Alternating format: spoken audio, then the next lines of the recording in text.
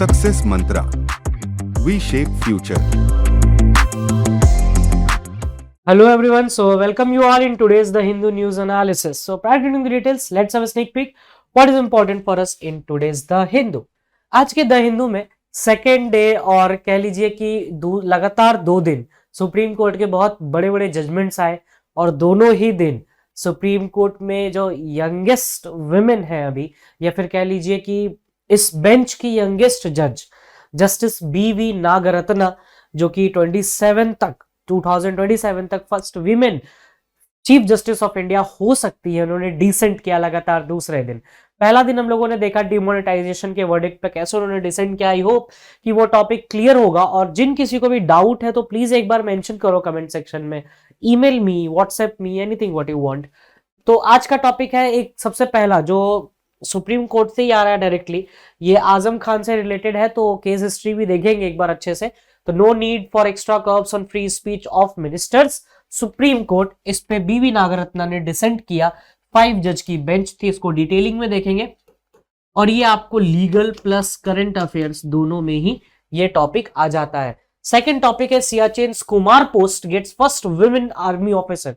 ये directly CA में जाएगा, और ऐसे क्वेश्चंस डीयू हो जाए, एमएच सेट हो, स्लैट हो, कोई भी एग्जाम हो, बहुत अच्छे से पूछा जाता है. योयोटेक्स एंड डेक्सा स्कैन, ये नया हो रहा है क्योंकि इंडिया श्रीलंका विजिट पे भी है अभी, तो बहुत कुछ होगा स्पोर्ट्स में भी, तो स्पोर्ट्स पे भी ध्यान देते रहना है. जैसे कि क्लैट ने पूछा, तो ये भी क्वेश्चन आपको स्लैट कह लीजिए, एमएच सेट कह लीजिए, पीयूईटी कह लीजिए, या फिर डीयू कह लो, तो हर जगह ये क्वेश्चन कहीं ना कहीं घूम फिर के पहुंच सकता है. SC raises concern over small fishermen hit by purse seine nets. ये नेट क्या होता है, ये पर्स सीन नेट्स, और क्या ये कारण है, क्या फिशरमैन होते हैं, तो इसको हम सीए और लीगल के एंगल से भी देखेंगे. सर लीगल कैसे, तो जब आएगा टॉपिक तो आई विल एक्सप्लेन यू कि लीगल कैसे. And the last but not the least, Israel Palestine dispute. बता दें, डिस्प्यूट के बारे में नहीं पढ़ना है हमें, आईसीजे के बारे में देखना है, क्योंकि जब ऑर्गेनाइजेशन की बात होती है, इंटरनेशनल ऑर्गेनाइजेशन, तो आईसीजे बहुत ऐसा एक इंस्टीट्यूशन है जो कि हर बार न्यूज में रहता ही रहता है. तो ये भी आपको सीए प्लस लीगल के तरीके से काम आ सकता है. चलिए तो स्टार्ट करते हैं. Minister statement in official capacity can not be vicariously attributed to government, supreme court, justice Nagarathna dissents. देखो सुप्रीम कोर्ट में क्या हुआ, पहले 2-4 बातें सुनो, उसके बाद फिर इस पे ओपिनियन तो मत ही बनाना. चलो, यहां पर बात है फ्री स्पीच की, ठीक है, फ्री स्पीच की बात है.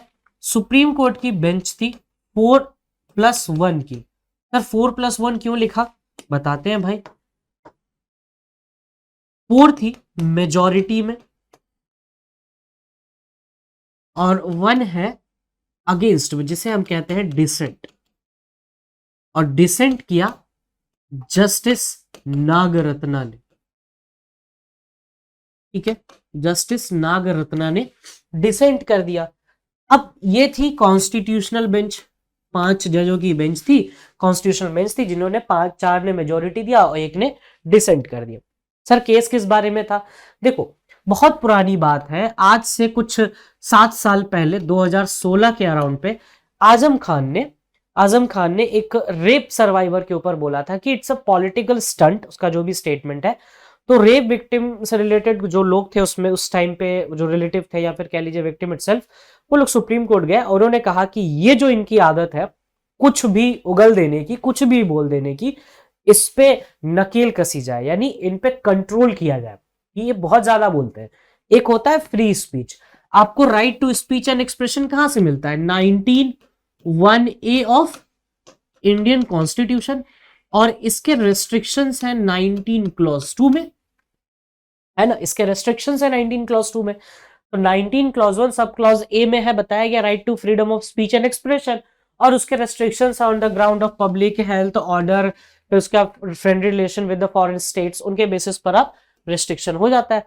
तो उन्होंने कहा कि ये जो रिस्ट्रिक्शन है ये लोग इसको बाईपास करते हैं, ठीक है, और ये कुछ भी बोलते हैं. जैसे रिसेंटली दिल्ली हाई कोर्ट ने ही मेंशन किया था एक बार कि जो पॉलिटिकल लोग होते हैं, जो क्योंकि आपके पास एक बहुत बड़ा एम्बिट होता है कि आप एक बड़े नंबर पे, बड़े मास को आप अपने हिसाब से डाइवर्स करा सकते हो, तो please control what ever you से, ठीक है। तो ऐसी बातें कही गई, तो ये केस गया सुप्रीम कोर्ट में। फिर लेटर ऑन सुप्रीम कोर्ट ने कहा कि आपने एक अनकंडीशनल अपॉलॉजी दीजिए, अनकंडीशनल अपॉलॉजी, ठीक है।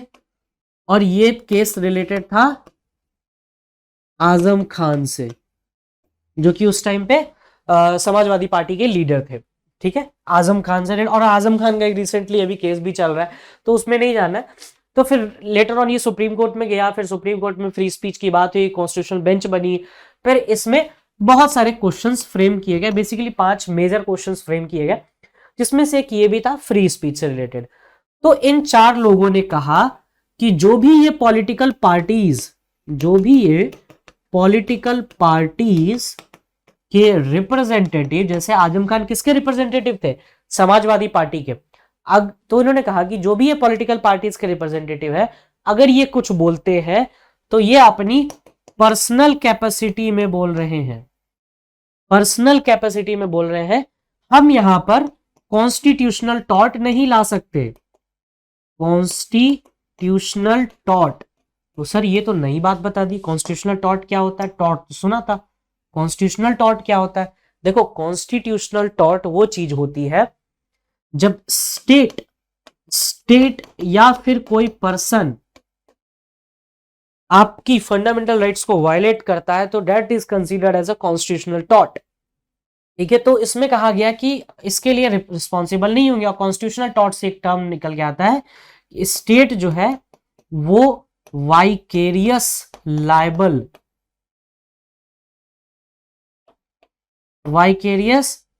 नहीं होगा। स्टेट जो है वो वाइकेरियस लायबल नहीं होगा, मतलब कि कोई भी अगर मान लो कि जस्ट आजम खान ने कुछ बोला, तो आजम खान के एक्ट के लिए समाजवादी पार्टी लायबल नहीं होगी, वो उसकी पर्सनल कैपेसिटी में बोली गई है। जस्ट सपोज कि मोदी जी बीजेपी से बिलोंग करते हैं, राइट।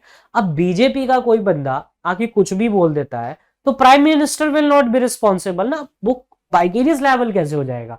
अब प्राइम मिनिस्टर हर किसी को जाके तो बोलते नहीं रहेगा तुमको ये नहीं करना, तुमको वो नहीं करना, तो फ्रीडम ऑफ स्पीच का नाम लेगा कि freedom of speech and expression है। फिर मोदी जी बोलेंगे 19(2), फिर आ जाएगा वाइकेरियस लायबिलिटी, और फंस जाएगा मामला। अब कांग्रेस का ही है, तो अब कुछ और कोई बोल देता है, तो मतलब आपके राहुल गांधी जी लायबल नहीं होंगे, वो पर्सन खुद लायबल होगा उस चीज के लिए ना। तो वाइकेरियस लायबिलिटी की बात इन्होंने कही कि मेजोरिटी ने कहा कि ये वाइकेरियस लायबल नहीं होगा। बट डिसेंट में हो गई जस्टिस BN नगरत्ना जी ने कहा कि देखो, कलेक्टिव रिस्पॉन्सिबिलिटी नाम की कोई चीज होती है, और यहां पर लायबिलिटी आएगी। कलेक्टिव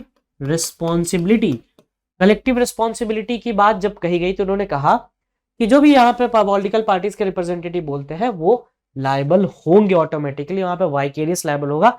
लेकिन इन 4 लोगों ने कहा कि नहीं, India is a vibrant democracy, ये पॉसिबल नहीं है कि आप यहाँ पे कलेक्टिव रिस्पॉन्सिबिलिटी लगाए या ना लगाए।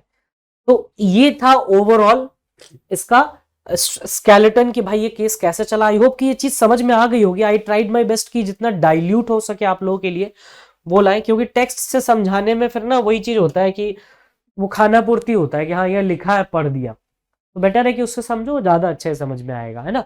चलिए थोड़ा सा स्टेटमेंट देख लेते हैं। The state is under duty to affirmatively protect the rights of a person under article 21 whenever there is a need to threat a personal liberty even by a non state actor, state has an obligation to intervene when act. अच्छा, ये जब बातें कही जा रही हैं तो यहां पर एक चीज ध्यान देना, नागरत्ना जी ने कहा कि वो लायबल तो होगा, ठीक है, लेकिन यूनानिमसली दोनों लोग कहां पर एग्री कर गए, मतलब पूरी बेंच एग्री की वहां पे कि देखो, जब भी इस तरह का कोई एक्शन होता है, कोई कॉन्स्टिट्यूशनल टॉर्ट अराइज होता है, तो आप स्टेट के अगेंस्ट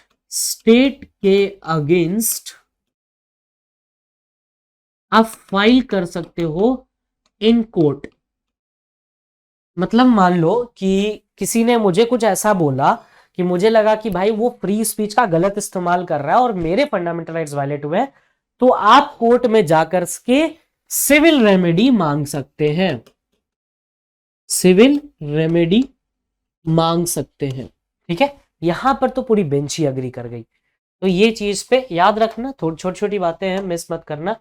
तो देख लेते हैं कौन कौन थे। मेजोरिटी में थे वी रामा सुब्रमण्यम, जिन्होंने मेजोरिटी के लिए जजमेंट लिखा on behalf of Abdul Nazeer Gavai and Bopanna, minority B V Nagarathna J, और केस टाइटल था Kaushal Kumar Kishor versus state of Uttar Pradesh government, और ये था आपको केस नंबर 2016 का ये केस था जो फाइनली आके सेटल हो गया। पॉइंट ऑफ कॉन्स्टिट्यूशनल टॉर्ट उठाया गया। The constitutional tort arises when a person government is found guilty of violating the rights granted to citizens under the constitution and in such cases the constitutional courts including the supreme court have awarded compensation to the aggrieved party. इसी में बात की गई है कि जो civil remedies आपको मिलेगा वो आप कोर्ट से मांग सकते हो अगर कुछ ऐसा होता है तो। अच्छा, डिसेंट की पार्ट में नागरत्ना ने ये सब बातें कही थी जो constitution based result the contention of vicarious life could be envisaged in such situation. इन्होंने कहा कि वही कलेक्टिव रिस्पांसिबिलिटी नाम की कोई चीज होती है। ठीक है, तो इस चीज को ध्यान रखना।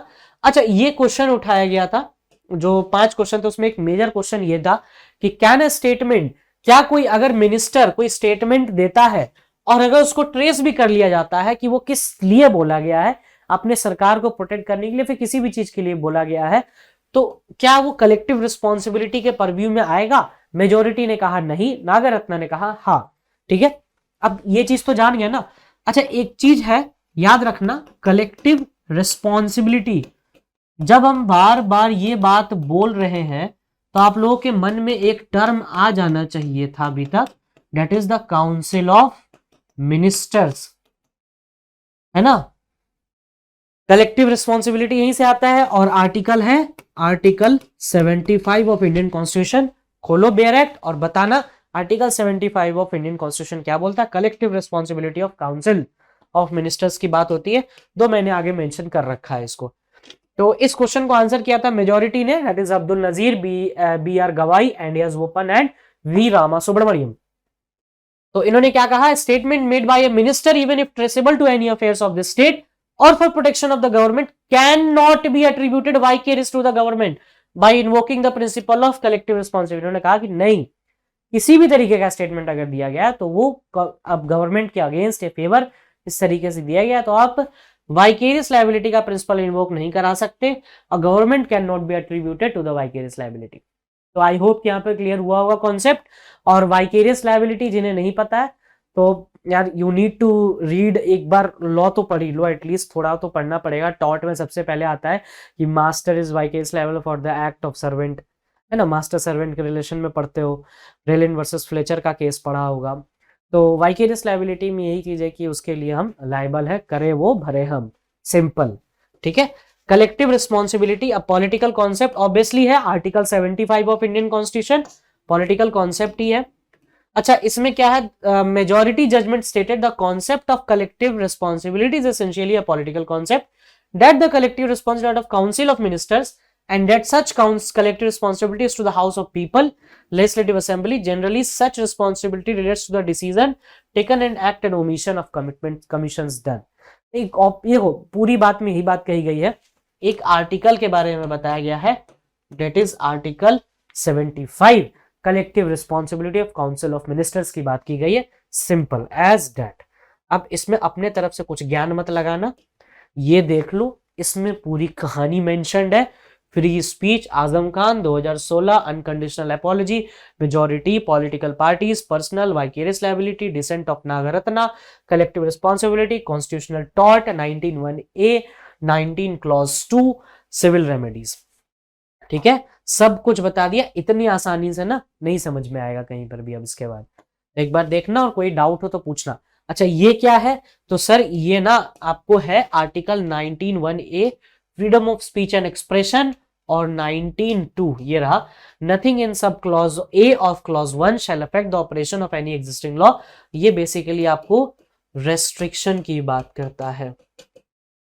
ठीक है, कि फ्री स्पीच कहां पर रेस्ट्रिक्ट होता है, तो ये कॉन्स्टिट्यूशन का डायरेक्ट उठाया है मैंने, जितना पढ़ाया है वो सब इसमें मेंशन्ड है। तो प्लीज एक बार जाके देखना, नहीं तो ये एक्सट्रैक्ट ही देख लो, समझ में आ जाएगा। ठीक है, चलिए नेक्स्ट आते हैं, Siachen's Kumar post gets first women army officer.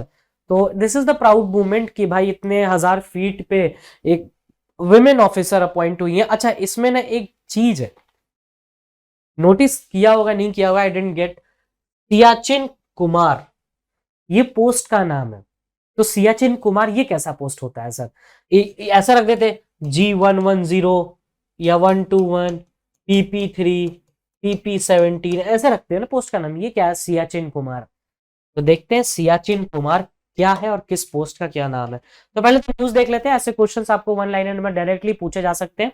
तो captain Shiva Chauhan, an officer from the corps of electronics mechanical engineers became the first। अच्छा ये OTA से है और deployed at Kumar post in Siachen glacier which is located at an altitude of 15,632 feet। 15,632 feet पे ये आपको Siachen Kumar post है। अब ये सियाचिन कुमार पोस्ट क्या है ये देखना जरूरी है। और चौहान साहब का नाम याद रखना। Deployments on the glacier are generally for a period of 3 महीने के लिए होता है डिप्लॉयमेंट, 3 से 4 महीने के लिए बस। Kumar post is the headquarter of northern glacier battalion. Northern glacier battalion का हेडक्वार्टर है कुमार पोस्ट। और कुमार पोस्ट दिया गया है colonel Narendra Bull Kumar, an iconic mountaineer and the man who helped secure the Siachen glacier. Siachen glacier को सिक्योर उन्होंने बहुत हेल्प की थी। ये नरेंद्र बुल कुमार, और उनके नाम पर ही ये पूरा पोस्ट का नाम रखा गया है सियाचिन कुमार पोस्ट। ठीक है, आई होप कि यहाँ पर क्लियर हुआ होगा टॉपिक। और कोई भी डाउट हो पूछो यार, कमेंट सेक्शन में पूछो, सिंपल। अच्छा ये ना बड़ा इंटरेस्टिंग है, yoyo and DEXA scan. Yoyo तो विराट कोहली जी के बाद से हुआ है कि फिटनेस के बड़े भाई शौकीन आदमी है। तो ये देखो यहाँ भी कूद ही रहे हैं ये, ठीक है ना। और ये आपको डेक्सा स्कैन है, ये आपको है डेक्सा स्कैन। और ये वाला जो कर रहे हैं ये है योयो टेस्ट। ठीक है, देखो योयो ना फिटनेस टेस्ट होता है बेसिकली। अगर एक मोटा जाने क्या होता है तो योयो एक फिटनेस टेस्ट होता है बॉस। और डेक्सा स्कैन जो है ये 2 चीज में काम आता है, एक तो फैट चेक करने में, या तो कह लो बोन डेंसिटी। मतलब देखा जाए कि जो ट्रेनिंग दी जा रही हो तुम पे कुछ असर हो रहा है कि नहीं, ऐसी तो उस चीज के लिए ये दोनों है। तो ये योयो है, ये डेक्सा है। देखते हैं अच्छे से पहले क्या है, व्हाट इज योयो टेस्ट। तो yoyo test was first introduced in Indian cricket team during the Virat Kohli fitness focused captaincy run, developed by Danish football psychologist Jens Bangsbo. Jens Bangsbo ने बनाया था इसको पहली बार। Is a maximal aerobic endurance fitness test. ठीक है, involving running between the markers placed 20 meters apart at increasing speeds until exhaustion। कुल मिल देखो ऐसे रहता है कि इस तरह का एक समझ लो एक रेलवे ट्रैक जैसा है, यहाँ पे कुछ दूरी पे ना ये बने होते हैं। तो इसमें क्या है, अगर एक कोई पर्सन यहाँ खड़ा है तो उसे जंप करते हुए जाना है, तो एरोबिक हो गया, हवा में जंप करेगा एरोबिक। अच्छा उसके बाद क्या है, इंक्रीजिंग स्पीड्स, कुछ मीटर्स पे सेपरेटेड होते हैं कि ये 5 मीटर पे 4 मीटर, तो आपको स्पीड बढ़ाते हुए भागना है। ठीक है, तो और ये 20 मीटर्स बताया गया है इसमें। अच्छा देख लो ये 20 मीटर्स हर 20-20 मीटर पर लगाया जाता है। तो यही है आपको योयो टेस्ट। ठीक है, अब जो फिटनेस के शौकीन होंगे, जो एरोबिक्स करते होंगे, उन्हें पता होगा।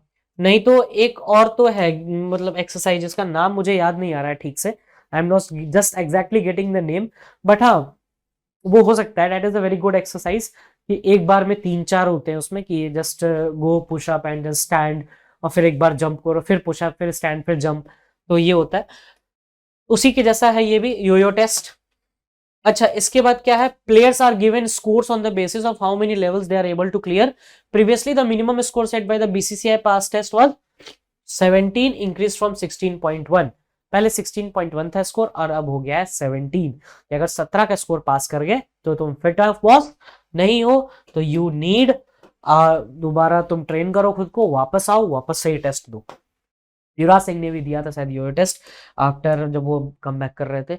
अच्छा डेक्सा स्कैन क्या होता है, डेक्सा का फुल फॉर्म है dual energy X ray absorptiometry test. ठीक है, डेक्सा बड़ा अच्छा नाम है इसका, dual energy X ray absorptiometry test. और DEXA scans were recommended to the BCCI and the national cricket academy 2011 में, यानी वर्ल्ड कप के टाइम पे ही, because of a significant increase in players workloads with the introduction of T20 cricket and professionalization of the game, my bad। कि देखो T20 के बाद क्या हुआ, बहुत सारे फॉर्मेट्स हो गए ना आपके, देखो T20 कप्स भी होने लगे और 50 भी होता था, 50-50, फिर टेस्ट हो गए, फिर IPL हो गया। तो इतने सारे जब गेम खेलोगे और उसके बाद प्रोफेशनलिज्म होगा तो आप बहुत सारे कमर्शियल्स भी करते हो, तो आपको मतलब एक बैलेंस लाइफ चाहिए होती है ताकि आप जब फील्ड पे उतरो तो वैसे ही परफॉर्म कर पाओ। तो उसके लिए डेक्सा इंट्रोड्यूस किया गया 2011 में, ठीक है। अच्छा, डेक्सा टेस्ट के थ्रू क्या होता है, trainers will be able to measure body fat, ठीक है, बॉडी फैट परसेंटेज कितना है, लीन मसल मास कितना है, वाटर कंटेंट कितना है और बोन डेंसिटी कितना है, इतनी चीजें पता चलती हैं। Fat percentage, lean muscle mass, water content और डेंसिटी, ये 4 चीज से पता चल जाती है। It helps to understand where the fat is and whether the training methods are yielding the result. वही खाली पीली तो नहीं ऐसी कूद रहे हो। It reveals the chart with the current bone density and the mineral content of the bone of the person, as in this case this is done via spectral imagining. ये एक टेक्निक है, स्पेक्ट्रल इमेजिनिंग, अंदर डाला, spectral imagining से पता चल गया कि हाँ भाई इससे क्या चल रहा है, एक्सरे हमारा, ये सब इसमें टेक्निक यूज किया जाता है। अच्छा, ये बड़ा इंटरेस्टिंग है। Supreme court raises concern on small fisherman hits by the purse seine nets. ये पर्च साइन नेट्स, यहां पर ये चीज है, सुप्रीम कोर्ट में ये पर्च साइन फिशर्स जो है वो गए, उन्होंने बोला कि भाई तमिलनाडु गवर्नमेंट ने एक्चुअली लास्ट ईयर एक नोटिफिकेशन निकाला जिसके उन्होंने पर्च साइन नेट्स वालों को बैन कर दिया था। तो उन्होंने कहा कि भाई ऐसे तो प्रॉब्लम हो जाएगी कि हम क्या करेंगे, फिर हम 12 नॉटिकल माइल से हमको बाहर जाने दो, 12 नॉटिकल माइल से बाहर जाने दो। अब देखो 12 नॉटिकल माइल्स में अंदर रहने से स्मॉल फिशरमैन को दिक्कत होती है। सर ये पर्च साइन नेट्स है क्या? देखो क्या होता है कि बड़ी बोट है ये, अब ये क्या करेगी, एक बार में बड़ा सा जाला लेके आएगी, सारी फिश लेके निकल जाएगी। इनके हाथ में आया बाबा जी का घंटा, कुछ नहीं मिला इनको, ठीक है, इनको बहुत सारी मछलियां मिल गई, तो ये इनके ऊपर प्रॉब्लम हो गया। तो भाई तमिलनाडु गवर्नमेंट ने क्या किया है कि भाई एक नोटिफिकेशन निकाला गया कि भाई तुम नहीं कर सकते। तो ये गए सुप्रीम कोर्ट और सुप्रीम कोर्ट ने बोला कि भाई देखो इनका भी कुछ करो। तो 12 नॉटिकल माइल्स देख लो भाई क्या होता है, इनको हम टेरिटोरियल सी कहते हैं, इसके बाद कॉन्टिजियस जोन, उसके बाद high seas and later on ये चलता है, ऊपर इंटरनेशनल स्पेस। और ये चीज है, एक बार इसको देख लेना, ये बहुत क्लियर मैप है ये।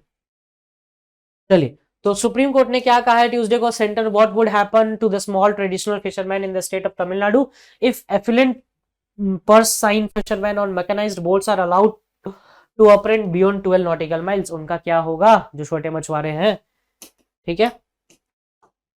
The court is hearing the petition filed by the fishermen care to stay Tamil Nadu border, which had banned the large nets used to catch school of fish in the deploy of the water of seas. Tuesday, Pershine urged the court to devise an interim, उन्होंने कहा कि एक interim order दो 12 nautical miles वाला, और ये जो division of 12 nautical mile, contiguous zone, continental shelf, ये सब जो है, जो अभी देखा हमने, ये रहा टेरिटोरियल सी, contiguous zone, exclusive economic zone 200 nautical miles, उसके बाद हाई सीज होता है। तो ये जो है वो UNCLOS united nations convention on law of seas के थ्रू होता है, जो कि आया था आपको 1982 में, ठीक है। अच्छा, on legality of Israel's occupation, देखो इस पूरे में इजराइल की history disputes I am not going to discuss, बहुत लंबा है, आगे कभी टाइम मिलेगा कि मतलब लगे कि हाँ we have just affluent time, तो हम क्या करेंगे कि एक वीडियो डेडिकेट कर देंगे इजराइल पैलेस्टीन के, जैसे हम लोगों ने पहले रशिया यूक्रेन के लिए किया था, ठीक है। तो वैसे ही इसके लिए भी करेंगे। तो पहले थोड़ा सा देख लेते हैं कि क्या क्या है, इतना तो नॉलेज होना ही चाहिए। देखो जितना भी ये ऑरेंज कलर से है ये सारा पैलेस्टीन वाला रीजन है, यहाँ देख लो पैलेस्टीन कंट्रोल्ड, व्हाइट वाला इजराइल कंट्रोल, और इजराइल पीस वॉर 1967 में जो बाउंड्री खींची गई थी वो रही है हरी कलर की बाउंड्री। और ये बाउंड्री कब खींची गई, इजराइल प्री वॉर 1967, ठीक है। गाजा स्ट्रिप कैप्चर्ड इतना from Egypt, status 2005, Israel pulled out. और ये है यहाँ पे डेड सी, इधर हो गया मेडिटेरेनियन आपका ऊपर में, ये देखो ये मेडिटेरेनियन हो गया, इधर तेल अवीव है, वेस्ट बैंक उधर हो गया आपका, West Bank and east Jerusalem captured इतना फ्रॉम जॉर्डन। तो ये मैप देख लेना ओवरऑल, बाकी हिस्ट्री के कुछ फैक्ट्स आपके क्लियर हो जाएंगे। चलिए, तो इसमें क्या हुआ है अभी, UNGA ended 2022 by passing a resolution that asked the body's highest court, the International Court of Justice, to render its opinion। इन्होंने कहा कि इजराइल और पैलेस्टीन का जो लैंड डिस्प्यूट है आप उसको रेंडर आप आईसीजे ही रेंडर कर पाएगा, तो देखो इसमें, ठीक है। दो इसके बाद दो पॉसिबिलिटी हो सकती है आईसीजे में जाने के बाद, इधर it can lead to a settlement, या तो सेटलमेंट हो जाए दोनों के बीच में, या फिर वाइल इट्स रूलिंग, या फिर कोई ट्रायल कोर्ट का वर्डिक्ट आएगा तो वो फॉलो कर रहे हैं ये लोग। While its ruling are binding thus ICJ has no power to enforce them. ये बड़ी अच्छी लाइन है। देखो आईसीजे के रूलिंग बाइंडिंग तो होते हैं, बट इनका कोई ऐसा मैकेनिक्स नहीं है जिससे ये अप्लाई भी करवा सके अपने जजमेंट को। तो इस चीज को याद रखना, ऐसे ऐसे क्वेश्चंस आपको सीए और लीगल दोनों में काम आते हैं। आईसीजे क्या है, 1945 में स्टैब्लिश हुआ था बाय द यूएन चार्टर, और अप्रैल 1946 से ये वर्क करना स्टार्ट किया। आईसीजे में बेसिकली देखो 15 मेंबर होते हैं, 15 मेंबर जज होते हैं, 5 इनके परमानेंट वाले हैं, जो आपके जैसे यूएस चाइना वाला जो पॉइंट है, 9 इयर्स के लिए अपॉइंटमेंट होता है इनका, ये याद रखना आईसीजे का। और इसका हेडक्वार्टर हैग में है, नीदरलैंड्स बोल लो। और एकमात्र यूएन का ऐसा ऑर्गेनाइजेशन है, प्रिंसिपल ऑर्गन, जिसका हेडक्वार्टर न्यूयॉर्क से बाहर है। Hague Netherlands, US New York, 193 state parties है, और अभी के प्रेसिडेंट है जॉन ई डोनोग।